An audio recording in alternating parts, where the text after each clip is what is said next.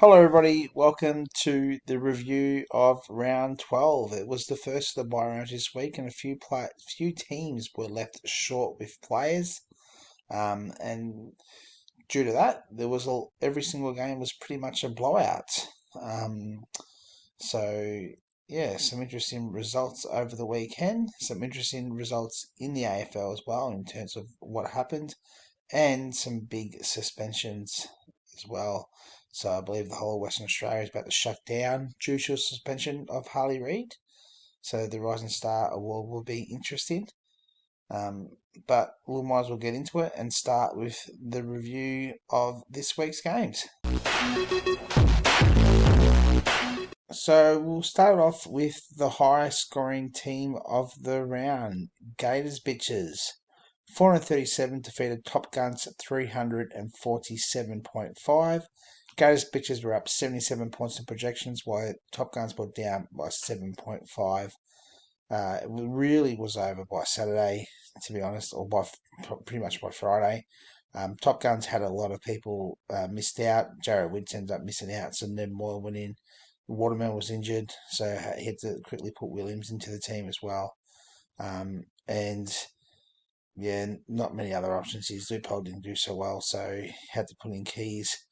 Where Gators Bitches, pretty much everyone had a pretty good game for a big score of 437. Have a look at the standouts. Dylan Moore got 66 as a half forward. Kicked 5 goals, got 27 possessions, was absolutely fantastic. And he was up 114% on his usual output, and he was loopholed. So good loophole by Gators Bitches. Bont put on an absolute clinic on Friday night. Got 120 points, up 32%. Was fantastic. And to be honest, I checked at three-quarter time. He was on 69 points at three-quarter time. Ended up finishing on 120. So that was a pretty good effort. As for Top Guns, no, Anderson got 103.5. No, Anderson. I was about to call him Noel.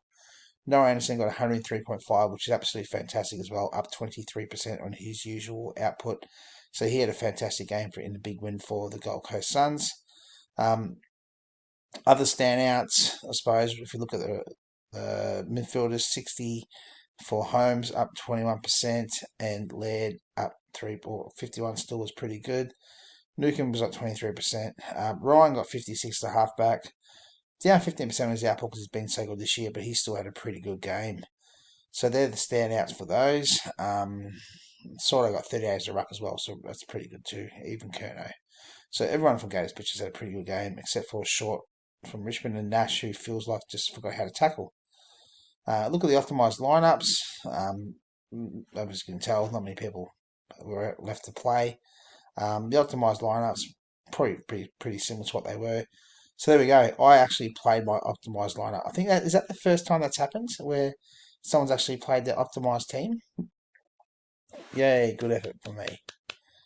Good effort. I'm actually pretty excited about that. It's pretty good. So 437 and Top Guns had 356.5, so not much better than what they actually got because they just were down on people. But Keys would have gone full forward and Ryan would have gone a half forward for that one there. And Houston would have gone as the halfback with Williams as the tackler.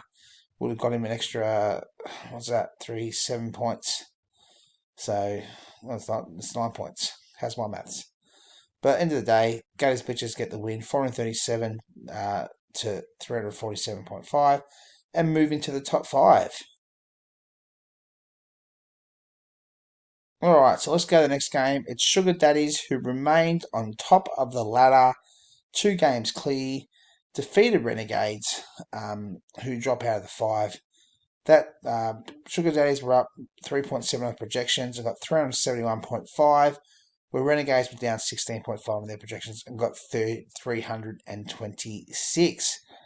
Both forwards weren't that great in this game. The actual standout, Bailey Dales, a half forward, got 40, up 25%.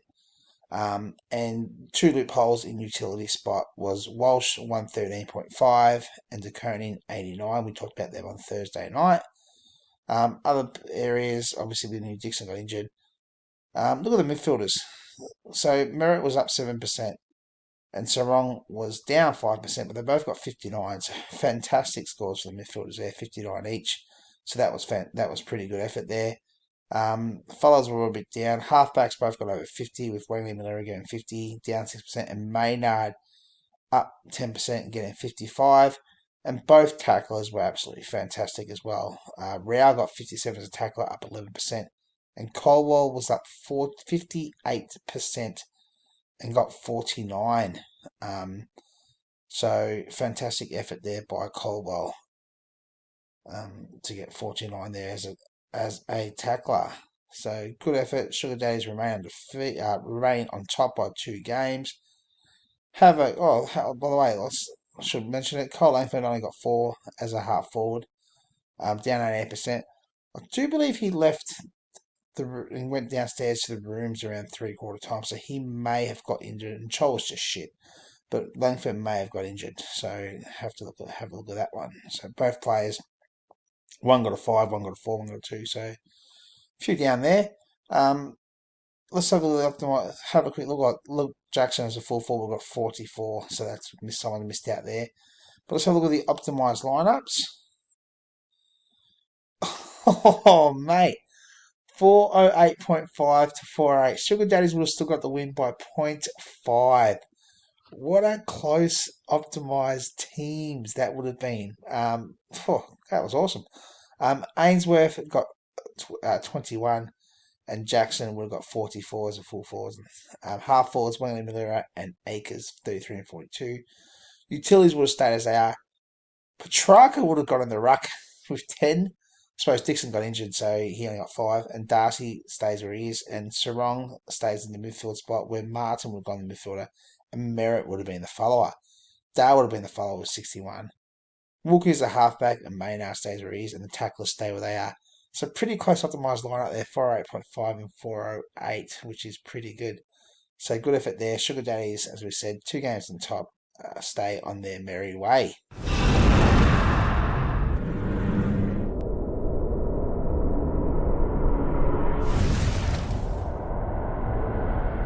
So let's have a look at the game of the round, or the match of the round. It's Seek and Destroy, who remain in 3rd position, a game clear of 4th and a game behind 2nd. 400 points exactly. Defeated Maltese Falcons, who drop out of the 5 on 368.5. This is the game of the round because it was the closest game, even though it was still a bit of a beating. Both players had a few players missing with this one. And let's have a quick look. Peter Wright against his old team got 25 and Mackay 39, so both of those players are up. Other outstanding performances, well, Dacos won a 9.5. The match between Dacos and Bontempelli on Friday night was absolutely awesome. So he got 1 a 9.5, had a fantastic game, did drop off a fair bit in the 4th quarter, but still, so you can play 1 a 9.5. 2 weeks in a row, I think he's got 109. And the rucks, Darcy Cameron got 57 in that as the ruck, 88% up. So what a great effort for Darcy Cameron. Flanders up 10%, in the midfield got 63, up against Took Miller, who got 51. So both midfielders had a fantastic game. Both followers were down. Halfbacks, Ridley was down 33%, but it was his 2nd game, and last week he got 79. So 53 still a fantastic game, all good points. I said fantastic, haven't I? May wasn't that great. Crisp was loopholed and got 49 as a tackler. He's been in some phenomenal form lately, and it's due to all the injuries out. So what's going to happen when DeGoey and Mitchell's back? I'm not sure. But still, up until quarter time, had no possessions. In Supercoach only on 5 points, and he finished the game pretty good. Ended up getting, I think, 15 or 16 tackles. He got 15 tackles, he did, and ended up finishing on 74 points, up 77%. So that was a great effort by Jack Steele, who got the win over in WA. Much needed win for the Saints. Let's have a quick look at the optimised lineups. Look at that. Oh, yeah, that's right. So if we look at it, 39 and 10, so that's 49, and these two here would have got 44 and 57. Could have possibly like, who would have thought that the Freo boys would have been the better team, or would have smashed Melbourne as they did? But that would have gotten Maltese Falcons the win had they played, but we don't know. But let's level the optimised lineup. Seek and Destroy the optimised lineup would have got a great score, 461, best score of the round, against Maltese Falcons, 430. Lukosius, the full forward, up against a miss. We know Tracy, 57, and Duncan's a half forward. Nank as utility, and Crisp as utility, 99 and 100. The rucks stay as they are. Sam Flanders as the mid, and Dacos, 79 as the mid, so they're pretty good mid-score score. And the followers, Brayshaw and Miller, and then Ridley and May halfbacks as they were, and Cripps will come as a tackler with 29 and still stays where he was for that one. So great effort there. So that's that game there. What we'll do is we'll take a quick commercial break, and we'll be back straight after this with the rest of the games. We've been going together for 3 years now. 4. Charlotte, will you be my... Yeah. My... Oh, my. It's a gorgeous car. What is it? It's the new Dodge Charger 500. Dynamite. Yeah. What's that? That's the optional Hertz shifter. Elliot? Yeah. Hey, where are the headlights? They're hidden where the bumper loops around the grill. Hey, these are new high-back seats? Yeah. See how nice they fit? My name's Sheila. What's yours? Elliot? That's a cute name. Bet it really rides smooth. Huh, El? Why don't we find out? Elliot! 1970 Charger 500. If you can cope with a whole new image, you could be Dodge material.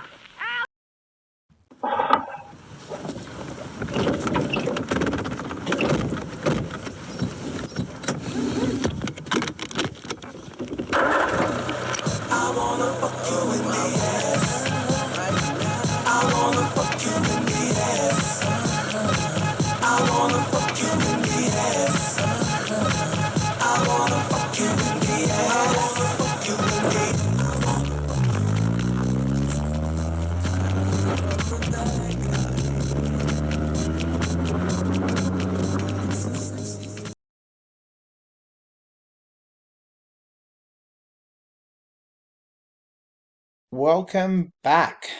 Let's continue with the review, and let's go to Bombers, where 10th were defeated by Punters Paddock, who were staying second, a game clear and 2 games behind, as we know.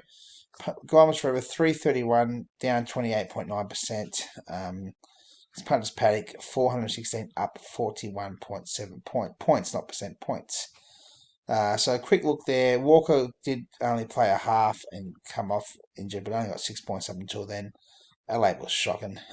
King was fantastic, up 35%, got 45 points.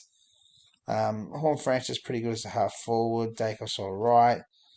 Utilities weren't that great. I mean, Gorm was still got 85 points, which is a good score, but he was quietly down, and Butters was down, as we know. English in the ruck, 57 hit out. So that game, 57 for English and 59 for Cameron. So he was up 63%, and Saligo also in the midfield was up 28%, got 56 points. Trelaw was phenomenal, up 29% and got 77 points. Him and Bont absolutely turned it on in the fourth quarter. Other than that, McGovern and Keane were very, very good as halfbacks, 59 points and 54 points respectively. So some great efforts there. And then the other standout was Atkins as a tackler, up 54% and got 59 points as a tackler. He was fantastic. Even if Bombers Forever played Hugo Hagen, still wasn't going to get the win. Have a quick look at the optimised lineup. Even over here, Schultz got 44. Optimised lineup, it would have been 446.5 to 387. Schultz is in the full forward, and Hugo Hagen, both those full forwards. In the half forward would have been King and Stengel. Utilities would have been Viney and Horn Francis. Rucks, Gorn would come into the ruck, and would English. Saligo and Shaw in the mids, and Wines and Newman. Then McGovern and Keane as they were, and the tacklers, Fife would have come as a tackler, and Atkins would have stayed where he was. But Punters Paddock remaining second, absolutely flying at the moment. And they get the big win over Bombers forever.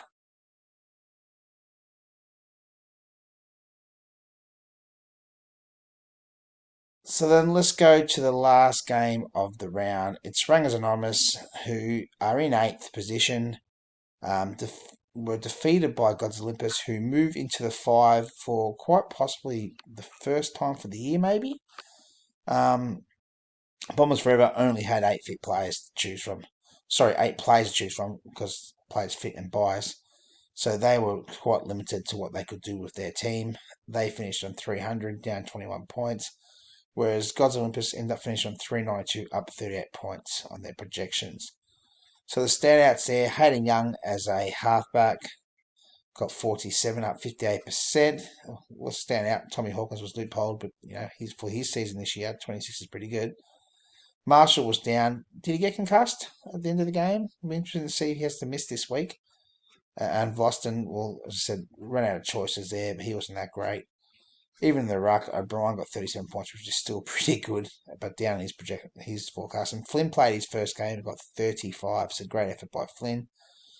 The midfielders, Baker had a great game, up 54%, got 64, and Crouch done his usual thing, probably the only play Adelaide had, was up 20% and got 62. The followers weren't that great. Halfbacks, Darcy Moore was pretty good, 51, and Jordan Clark, 64, up 22%, had a fantastic game. We've got 108 as utility, 70s and midfielders. He had an absolutely great game, and the tacklers were pretty good too. And Harley Reid, who has been suspended and will miss 2 weeks, no appeal is going to get that off. He got 37 as a tackler, and Yo got 42 as a tackler. So both those players were up in projection. Reid was up 71% actually. So have a quick look at the optimised lineup. I'll be surprised if there's much change there, to be honest. Besides Darcy, of course, who I did mention in the preview show to play Darcy, loophole Darcy, and not Hawkins. But anyway, 326.5 would have been the optimised lineup for Rangers Anonymous, with McRae going into utility and Vlosten going as follower. Everyone else would have stayed where they were.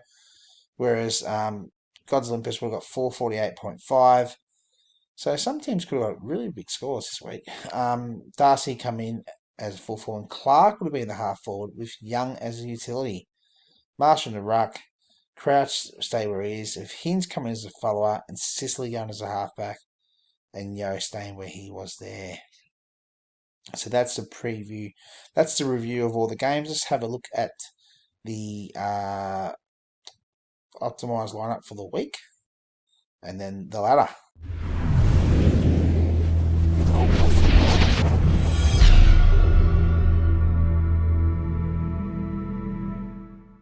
Alright, so the round 12 team of the week.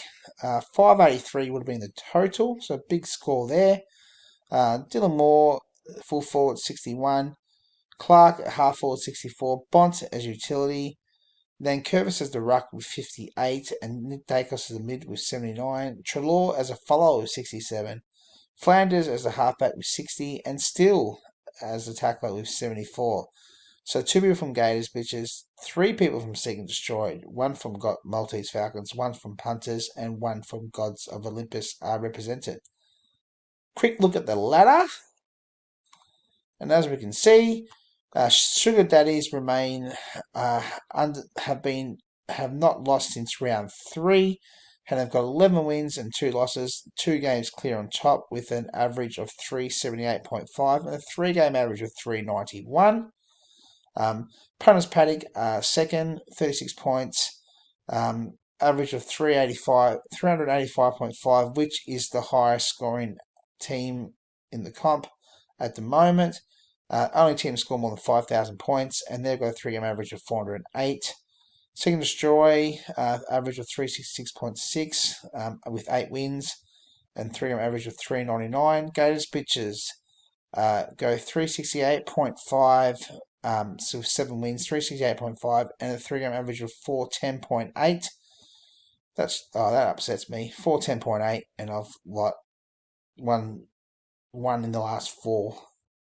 Anyway, Gods Olympus have also got a big 3-game average of 414, but they're 366.7, moving to the 5 with 7 wins as well. And they have now won 4 on the trot for Gods of Olympus. So fantastic there. Themselves, so the form team is obviously Sugar Daddies. Them will be Punters Paddock and Gods of Olympus. Then it's a bit of a mixture of everyone else, to be honest. Maltese Falcons drop out of the 5. Still a pretty good average though, 379, so 1 win. One slip up with two above, and they'll move back into the 5. They've got a 3-game average of 405. Renegades, 378.5. No longer the highest scoring team in the comp. They're actually the 4th highest scoring team in the comp now. And 3-game average, that's because their 3-game average is pretty poor. And then Rangers, Top Guns, and Bombers forever. Everyone can still make the finals, so keep it going. We're all doing okay. So we might end it there for the night. Remember, the first game is on Thursday night. It will be Adelaide versus Richmond. There are only 2 teams with the bye next week. It's Port Adelaide and Fremantle have the bye next week. Thursday night's Adelaide and Richmond, and Friday night is the Dogs and I can't remember. I think the Dogs and the Lions, maybe. Dogs and the Lions on Friday night. So, besides that, everyone have a fantastic week. Yeah, enjoy. See you all later.